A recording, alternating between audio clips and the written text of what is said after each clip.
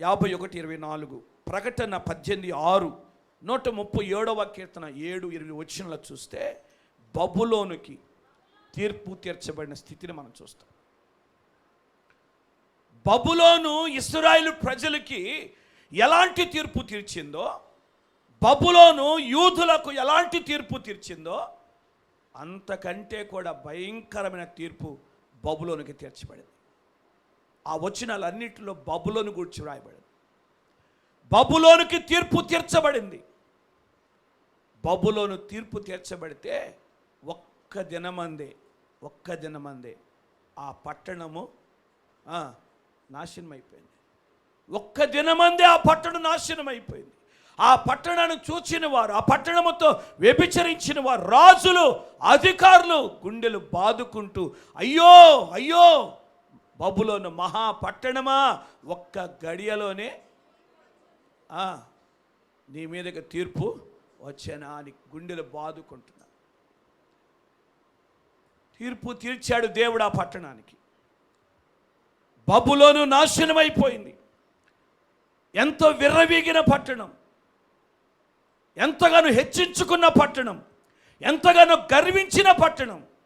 కానీ ఆ పట్టణం ఒక్క గడియలోనే నాశనం అయిపోయింది, కాలిపోయిందండి. భయంకరమైన పరిస్థితి ఆ పట్టణానికి వచ్చింది. కనుక తీర్పు తీర్చొద్దు. యేసుక్రీస్తు ప్రభులు వారు అందుకే బోధిస్తున్నాడు. మీలో తీర్పులు ఎక్కువైపోయినాయి. ఒకరికొకరు బాగా తీర్పులు తీర్చుకుంటున్నారు. ఒకరి మీద ఒకరు నిందలు మోపుతున్నారు. క్షమించే అనుభవం మీకు లేదు. ప్రేమ చూపే అనుభవం మీకు లేదు. మీలో ప్రేమ లేదు, ప్రేమ చూపట్లేదు, ఆదరించట్లేదు, క్షమించట్లేదు. పడిపోయిన వాడిని, తొలగిపోయిన వాడిని ఒకని అగ్నిలోండి లాగినట్లుగా పైకి లాగట్లేదు, రక్షించట్లేదు. తీర్పులు తీర్చటమే నేర్చుకున్నారు మీరు. ఇలాంటి పరిస్థితుల్లో మీరు ఉన్నారు అని యేసుక్రీస్తు ప్రభుల వారు హెచ్చరిక చేశారు. కనుక దేవుని వాక్యాన్ని బట్టి మనం కూడా గ్రహించాలి. ఎవరైనా తొలగిపోవచ్చు, ఎవరైనా తప్పుగా మాట్లాడవచ్చు, ఎవరైనా సరే వాక్యానికి విరోధముగా ఏదైనా సరే చేసి ఉండొచ్చు. కానీ వారిని ప్రేమతో దగ్గరకు చేర్చుకొని, వారిని క్షమించి, వారిని ఆధ్యాత్మికంగా బలపరచగలిగితే బలపరచు. లేదంటే ఇక వాళ్ళు లోబడని స్వభావం అయితే, కుక్కలాంటి స్వభావం అయితే, పందిలాంటి స్వభావం అయితే వాళ్ళ ఎదుట పరిశుద్ధమైన దాన్ని వేయద్దు. ముత్యములను వాళ్ళ ఎదుట చల్లొద్దు. వదిలేసి ఒకరోజు దేవుడే తీర్పు తీరుస్తాడని దేవునికి అప్పగించి నీ మట్టుకు నీవు నీ భక్తిని కాపాడుకుంటూ, నీ విశ్వాసాన్ని కాపాడుకుంటూ, నీ ఆత్మీయతను కాపాడుకుంటూ, నీ యొక్క ప్రార్థన జీవితాన్ని కాపాడుకుంటూ దేవుల్లో ముందుకు సాగాలి. వాళ్ళని చూసి నువ్వు కూడా తప్పిపోవద్దు. వాళ్ళు ఇలా చేశారు, వాళ్ళని దేవుడు ఏమంటలేదు, నేను కూడా చేస్తాను, నన్నేమంటాడు? వాళ్ళు ఇలా తొట్టిల్లిపోయారు, దేవుడు వారిని ఏమంటలేదు, నేను కూడా తొట్టిల్లిపోతా, నన్నేం చేస్తాడు అని అనుకోవద్దు. నీ భక్తిని కాపాడుకోవాలి, నీ విశ్వాసాన్ని కాపాడుకోవాలి. ప్రేమ చూపించు. ఎవరైనా వ్యతిరేకంగా ఉన్నారేమో ప్రేమ చూపించు, క్షమించు, చేర్చుకో. లోబడే మనసు వాళ్ళకుంటే, మనసు మార్చుకునే అనుభవం వాళ్ళకుంటే, దేవునికి లోబడి పశ్చాత్తాపడి పాపాన్ని ఒప్పుకునే స్థితి కనుక వాళ్ళకు ఉన్నది అని అంటే వాళ్ళకు చెప్పు ఉపదేశం. వాళ్ళ ఎదుట పరిశుద్ధమైందని చెప్పు. ముత్యాలు జల్లు, వింటారు, లోబడతారు. కానీ కుక్క లాంటి వారికి, పందులలాగా పొర్లాడే వారికి నీవు ముత్యాలు ఇచ్చిన ఏమాత్రం కూడా ఉపయోగం లేదు. కనుక దేవుని వాక్యాన్ని బట్టి గ్రహించు. తీర్పు తీర్చే పని మంద కాదు, తీర్పు తీర్చొద్దు. దేవుని వాక్యాన్ని గ్రహించి దేవుని సింహాసనం ఎదుట ఒకరోజు నిలవలసిన అవసరం ఉందని గ్రహించి క్షమిద్దాం, ప్రేమిద్దాం, తీర్పు తీర్చడానికి దేవునికి అవకాశం ఇద్దాం. ఆయన న్యాయపీఠం ఎదుట నిలబడినప్పుడు దేవుడే తీర్పు తీరుస్తాడు. కనుక యేసుక్రీస్తు ప్రభుల వారు ఆయన ఏ దోషం లేకపోయినా, ఏ పాపము లేకపోయినా, ఏ నేరము చేయకపోయినా ఒక దోషి నిలిచినట్టుగా యేసుక్రీస్తు ప్రభువు నిలిచాడు. అబద్ధపు సాక్ష్యాలు చెప్పారు, అన్యాయపు తీర్పు తీర్చారు. అయినా సరే యేసుక్రీస్తు ప్రభు ఒక్క మాట కూడా ఊరికనే ఉన్నాడు, మౌనంగానే ఉన్నాడు. ఆయనకు తీర్పు తీర్చటం రాదా? ఆయనకు మాట్లాడటం రాదా? ఆయనకి గద్దించటం రాదా? అయినా ఊరకనే ఉన్నాడు. ఎందుకు అని అంటే ఆయన అక్కడ మాదిరి చూపించాడు మనకి. రేపు దేవుడు తీర్పు తీరుస్తాడు, ఆయన సింహాసనం ఎదుట నిలబడతారు అని చెప్పేసి అది గ్రహించిన యేసుక్రీస్తు ప్రభు మౌనంగా ఉండి, అందుకే శ్రమపడ్డాడు, హింసించబడ్డాడు, దూషించబడ్డాడు, నిలువెల్ల నలిగిపోయి రక్తమంతా ధారపోసి మన కొరకు ప్రాణం అర్పించాడు. కనుక ఇంత గొప్ప త్యాగం చేసిన యేసయ్యే మన మాదిరి, ఆయనే మన ముందు ఒక గొప్ప సాక్షి. ఆయన జీవితాన్ని మనం మరి గ్రహించుకొని యేసులాగా మనం జీవించగలిగితే, ఆయనకు లోబడగలిగితే, ఆయన మాట వినగలిగితే గొప్ప కార్యాలు చూడగలుగుతాం. కనుక ప్రార్థన చేద్దాం. అందరూ తలలో వంచండి, కళ్ళు మూసుకోనండి, ప్రార్థన చేసుకుందాం. అందరూ తలలో వంచి కళ్ళు మూసుకొని ఒక్క నిమిషం పాటు చెప్పబడిన వాక్యాన్ని బట్టి ప్రభుని స్తుతిస్తూ ప్రార్థన చేయండి. ఎవరు మౌనంగా ఉండొద్దు, ఎవరు అనాలోచనగా ఉండొద్దు. ఇప్పటికే తీర్పు తీర్చి తీర్పుకు సిద్ధమయ్యేవేమో, తీర్పు తీర్చబడటానికి సిద్ధంగా ఉన్నావేమో. ప్రభు సన్నిధిలో మనల్ని మనం అప్పగించుకొని, ప్రభువా నన్ను క్షమించు, నేను మనుషులకు తీర్పు తీర్చాను, పరులకు తీర్పు తీర్చాను, నా సహోదరులకు తీర్పు తీర్చాను, సేవకులకు తీర్పు తీర్చాను, కానీ ఆ పని నాది కాదు అని ఈరోజు నాతో మాట్లాడావు. నేను ఎవ్వరికి తీర్పు తీర్చకూడదని నాతో మాట్లాడావు. క్షమించమన్నావు, ప్రేమించమన్నావు, ఆదరించమని చెప్పావు. చేతనైతే నేను అలా చేయాలి, కానీ తీర్పు తీర్చకూడదని హెచ్చరిక చేశావు. అయ్యా, నేను ఇప్పటికే తీర్పు తీర్చబడటానికి సిద్ధంగా ఉన్నానేమో, నన్ను క్షమించు. నేను తీర్చిన తీర్పులను బట్టి నన్ను క్షమించు. నేను తీర్పులు తీర్చి బాధ పెట్టానేమో, నేను తీర్పులు తీర్చి నిందించానేమో, నేను తీర్పులు తీర్చి అవమానించానేమో, నన్ను క్షమించయ్యా, క్షమించు. నీకు తీర్పు తీర్చబడుతున్నా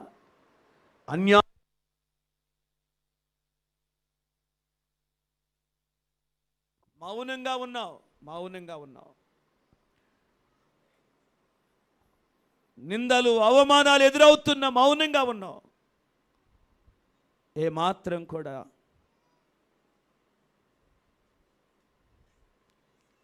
నోరు తెరవలేదు, బదులు పలకలేదు. నిందను అనుభవించావు, శ్రమలు అనుభవించావు, అన్యాయపు తీర్పుని అంగీకరించావయ్యా. అలాంటి మనస్సు నాకు దయచి, నీ బల్ల యొద్దకు వచ్చాను. యేసయ్యా, నిన్ను జ్ఞాపకము చేసుకుంటున్నానయ్యా. నీ పోలికలోనికి నన్ను మార్చయ్యా, నీ రూపములోనికి నన్ను మార్చయ్యా. తగ్గింపు జీవితాన్ని నాకు దయచి. తీర్పు తీర్చే విషయంలో తొందరపడ్డానయ్యా, క్షమించు. ఇప్పటికే నా సహోదరులకి నేను తీర్పు తీర్చేసానయ్యా, క్షమించు. ఇప్పటికే నా పరులకు నేను తీర్పు తీర్చేసాను, క్షమించు. ఇప్పటికే నా సేవకులకు, నా నాయకులకు, నా అధికారులకు తీర్పు తీర్చేసానయ్యా, క్షమించయ్యా, క్షమించు. తీర్పు తీర్చే పని నీది. నేను ఏ కొలత కొలిస్తే అదే కొలతతో నాకు కొలబడుతున్నావు. నేను ఏది చేశానో అదే నా నెత్తి మీదకి వస్తుంది అన్నావు. నేను ఏది కొలిచానో ఆ కొలత ప్రకారంగా నిండుగా ఆదిమి అణచి కుదిలించి నిండుగా కొలుస్తారని చెప్పావు. తీసుకొచ్చి ఒడిలో వేస్తారని చెప్పావు. అదే తీర్పు తిరిగి నా యొద్దకు వస్తే అప్పుడు నేను ఏం చేయాలి? నా పరిస్థితి ఏంటి? నా కుటుంబ పరిస్థితి ఏంటి? నా పిల్లల పరిస్థితి ఏంటయ్యా? నన్ను క్షమించయ్యా, నన్ను క్షమించు. నన్ను క్షమించి తీర్పు నుండి నన్ను తప్పించు. తీర్పులోనికి రాక జీవములోనికి దాటిపోవునట్లుగా చెయ్యయ్యా, నన్ను క్షమించయ్యా అని ప్రభు సన్నిధిలో ప్రార్థన చేయి. ప్రభు సన్నిధిలో ప్రార్థన చేయి. నీ ప్రార్థన ప్రభు వింటున్నాడు. నీ ప్రార్థన ప్రభు వింటున్నాడు. ఈరోజు నువ్వు క్షమాపణ వేడుకోగలిగితే, ఈరోజు దేవునికి నువ్వు అప్పగించుకోగలిగితే, ఈరోజు దేవునికి నువ్వు లోబడగలిగితే ప్రభు నిన్ను క్షమిస్తాడు, నిన్ను ప్రేమిస్తాడు, నిన్ను ఆదరిస్తాడు, నిన్ను ఆయన చేర్చుకుంటాడు. తీర్పులోనికి రాక జీవములోనికి దాటిపోయేటట్లుగా చేస్తాడు. వింటున్నావా? ప్రార్థిస్తున్నావా? మొరపెడుతున్నావా? దేవునికి మౌనంగా కూర్చున్నావా? ఏమన్నా క్షమించయ్యా అని అంటున్నావా? మౌనంగా కఠినంగా కూర్చున్నావా? ఒక్కసారి నీ జీవితం అంతటిని ఒకసారి పరిశీలన చేసుకో. ఎలాంటి తీర్పులు తీర్చావో నీకు తెలుసు. ఎలాంటి తీర్పులు తీర్చావో తెలుసు. నీ తీర్పును బట్టి ఎందరు కృంగిపోయారో, ఎందరు బాధపడుతున్నారో, ఎందరు వేదన పడుతున్నారో తెలుసు. అడుగు, దేవుని క్షమించయ్యని అడుగు, క్షమించని అడుగు, కృప చూపయ్యని అడుగు. ప్రభు నీ పట్ల గొప్ప కార్యం చేస్తాడు. ప్రభు నీకు కృప చూపుతాడు. ప్రభు నీకు కృప చూపుతాడు. హల్లెలూయా, హల్లెలూయా, హల్లెలూయా, హల్లెలూయా. చెప్పండి, అందరికి కూడా దేవునికి స్తుతులు చెప్పండి. అందరికి కూడా ప్రభుకు స్తుతులు చెప్పాలి. ప్రభుని ఘనపరచాలి, ప్రభుని మహిమపరచాలి. అయ్యా క్షమించు, కృపచూపు, కృపచూపు, కృపచూపు, కృపచూపు అయ్యా అని ప్రార్థన చేయి. యేసయ్యా మీకు స్తోత్రాలయ్యా, స్తోత్రాలయ్యా, స్తోత్రాలయ్యా అని చెప్పు. దైవమా మీకే స్తోత్రం, స్తోత్రం, స్తోత్రం, స్తోత్రం, స్తోత్రం, స్తోత్రం. ఎంత మంచి దేవుడవేసయ్యా, ఎంత మంచి దేవుడవేసయ్యా, చింతలన్నీ తీరేనయ్యా నిన్ను చేరగా. ఎంత మంచి దేవుడవేసయ్యా, నా చింతలన్నీ తీరేనయ్యా నిన్ను చేరగా. ఎంత మంచి ఘోర పాపినైనా నేను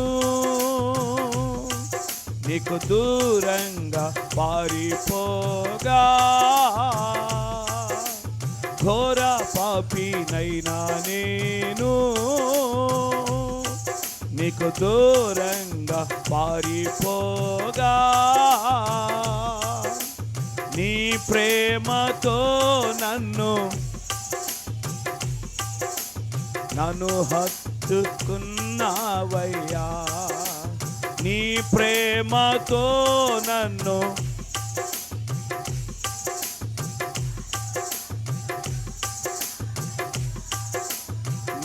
ప్రేమతో నన్ను పాడదామందరం. నన్ను హత్తుకున్నావయ్యా, నీ ప్రేమతో నన్ను. ఆయన ప్రేమతో మనం క్షమించాడు అయ్యా.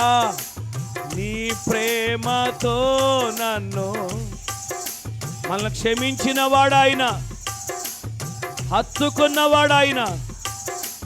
నీ ప్రేమతో నన్ను యేసయ్యా.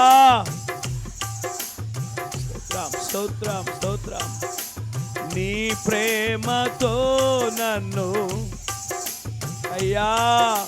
స్తోత్రం యేసయ్యా. నీ ప్రేమతో నన్ను హత్తుకున్నావయ్యా. నీ ప్రేమతో నన్ను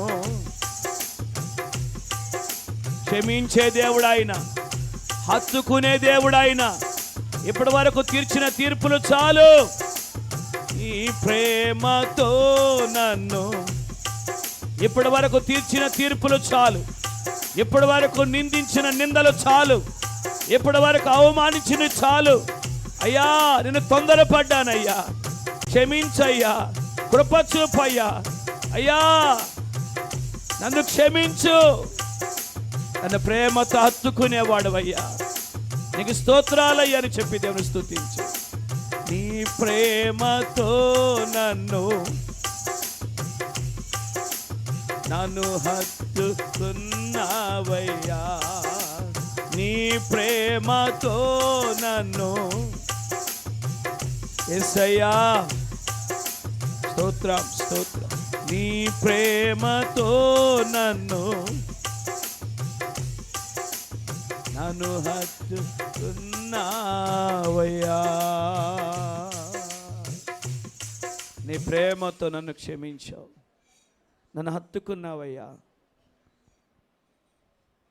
అయ్యా, ఇప్పటికెన్నో తీర్పులు తీర్చాను, ఎందరినో బాధ పెట్టాను, క్షమించు.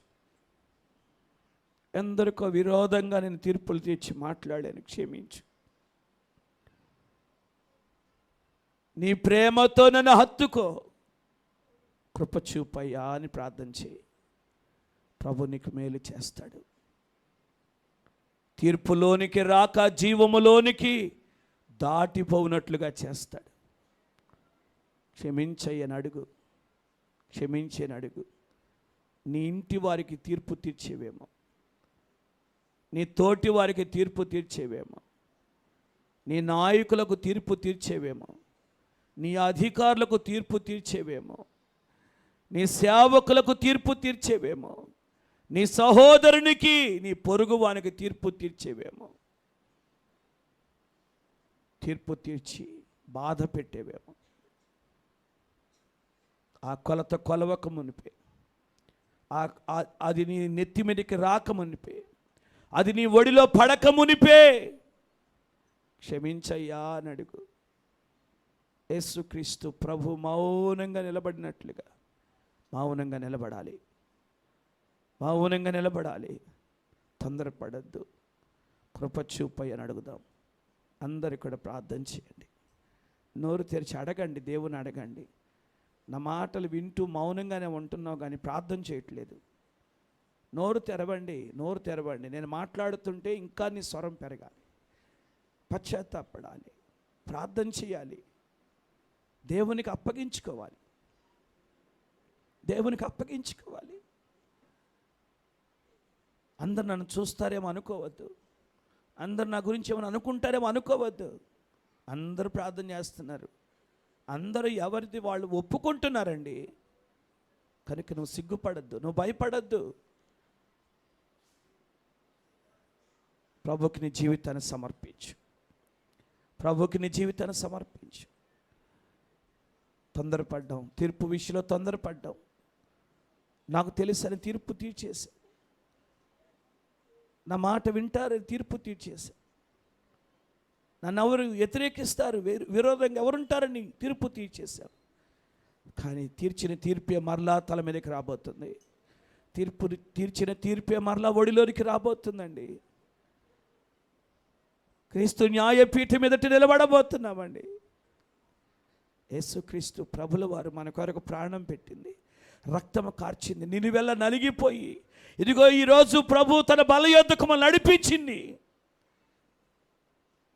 నా శరీరము తిని నా రక్తము త్రాగువాడెవడో వాడు నిత్య జీవము గలవాడు, వాడు నిత్య జీవము గలవాడు. వాడు తీర్పులోనికి రాక జీవములోనికి దాటిపోతాడు. లోబడదాం, అప్పగించుకుందాం ప్రభుకి, ప్రభుకి అప్పగించుకుందాం. క్షమించయ్యా, క్షమించే మనస్సు నీవు దయచూపయ్యా, దయగలిగిన మనస్సు నాకు ఇవ్వు. నీ ప్రేమ నాయుడులో చూపించి ప్రేమ కలిగిన మనస్సు నాకు దయచి అని ప్రభువుకు అప్పగించుకుందాం. ప్రభువుకు అప్పగించుకుందాం. హల్లెలూయా. స్తోత్రం, స్తోత్రం, స్తోత్రం. స్తుతించండి, ప్రార్థన చేస్తున్నాను. చెప్పబడిన వాక్యాన్ని బట్టి పెద్దలు దయాన్ని గారు వచ్చి ప్రార్థన చేస్తారు. అందరం ప్రార్థనలు ఏకీభవించుదాం. ప్రభుని స్తుతిద్దాం. యేసయ్యా మీకు స్తోత్రాలయ్యా, స్తోత్రాలయ్యా, స్తోత్రాలయ్యా. చెప్పండి, మౌనంగా ఉండొద్దు, చెప్పండి, అందరూ చెప్పండి. ప్రభు సత్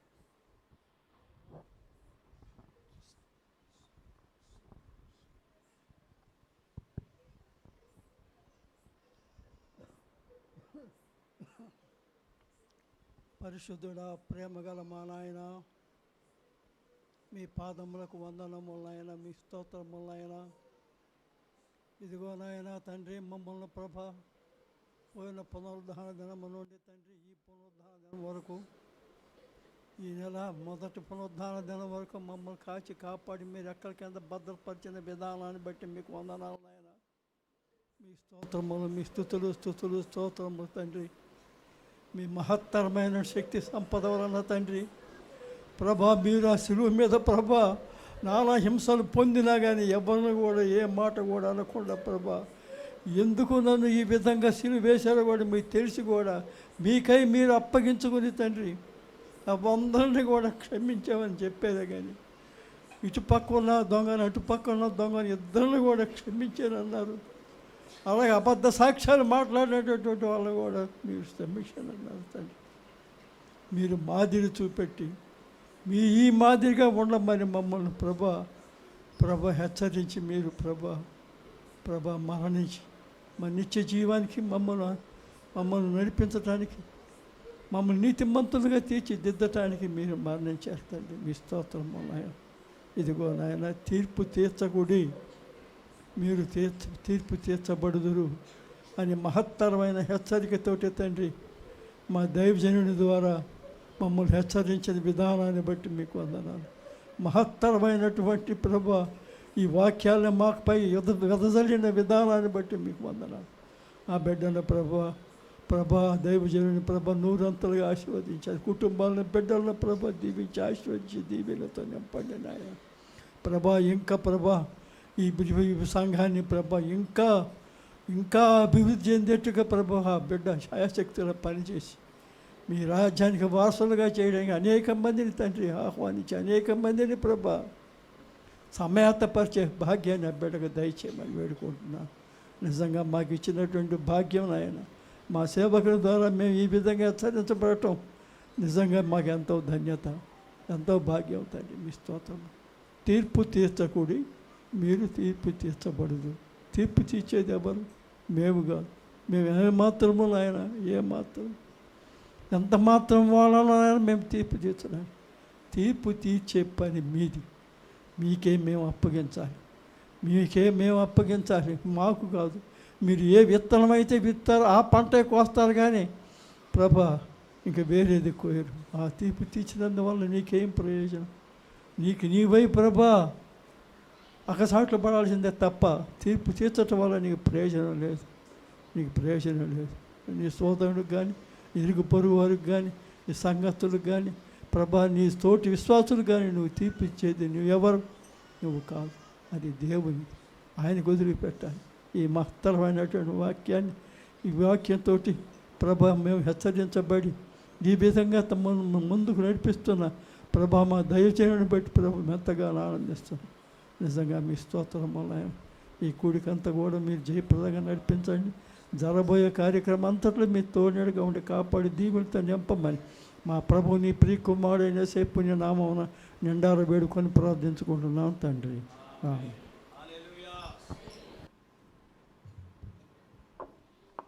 హల్లెలూయా. రాజా నీ సన్నిధిలోనే ఉంటానయ్యా, మనసారా ఆరాధిస్తూ బ్రతికేస్తానయ్యా. రాజా నీ సన్నిధిలోనే ఉంటానయ్యా, మనసారా ఆరాధిస్తూ బ్రతికేస్తానయ్యా. నేనుండాలేనయ్యా, నేను బ్రతుకాలేనయ్యా, బ్రతుకాలేనయ్యా. నీవే లేకుండా నేనుండాలేనయ్యా. నీ తోడే లేకుండా నే బ్రతుకాలేనయ్యా. నీవే లేకుండా నేనుండాలేనయ్యా. నీ తోడే లేకుండా నే బ్రతుకాలేనయ్యా. రాజా నీ సన్నిధిలోనే ఉంటానయ్యా. మనసారా ఆరాధిస్తూ బ్రతికేస్తానయ్యా. నీ సన్నిధానములో సంపూర్ణ సంతోషం, ఆరాధించుకునే విలువైన అవకాశం.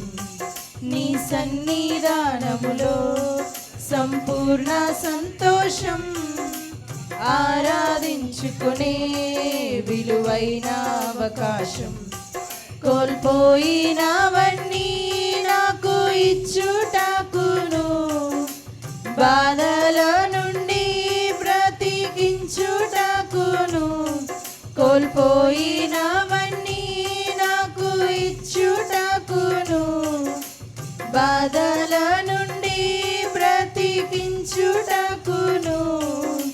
నీవే రాకపోతే నేనేమైపోదును, నీవే రాకపోతే నేనేమైపోదును.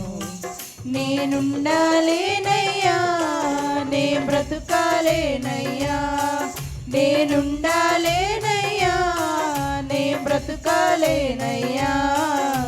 నీవే లేకుండా నేనుండాలేనయ్యా. నీ తోడే లేకుండా నే బ్రతుకాలేనయ్యా. నీవే లేకుండా నేనుండాలేనయ్యా. నీ తోడే లేకుండా నే బ్రతుకాలేనయ్యా. రాజా నీ సన్నిధిలోనే ఉంటానయ్యా.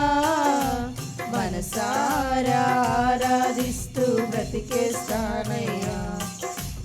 ఒంటరి పోరు నన్ను విసిగించిన మనుషులెల్లరూ నన్ను తప్పు పట్టిన, ఒంటరి పోరు నన్ను విసిగించిన మనుషులెల్లరూ నన్ను తప్పు పట్టిన. ఒంటరి వాడే 1000 మంది అన్నావు, నేనున్నానులే భయపడకు అన్నావు. ఒంటరి వాడే 1000 మంది అన్నావు, నేనున్నానులే భయపడకు అన్నావు. నేనంటే నీకు ఎంత ప్రేమ ఏంటయ్యా, నేనంటే నీకు ఎంత ప్రేమ ఏంటయ్యా. నేనుండాలేనయ్యా, నే బ్రతుకాలేనయ్యా. నేనుండాలేనయ్యా, నే బ్రతుకాలేనయ్యా. నీవే లేకుండా నేనుండాలేనయ్యా. నీ తోడే లేకుండా నే బ్రతుకాలేనయ్యా. రాజా నీ సన్నిధిలోనే ఉంటానయ్యా. మనసారా ఆరాధిస్తూ బ్రతికేస్తానయ్యా. రాజా నీ సన్నిధిలోనే ఉంటానయ్యా. మనసారా ఆరాధిస్తూ బ్రతికేస్తానయ్యా. హల్లెలూయా.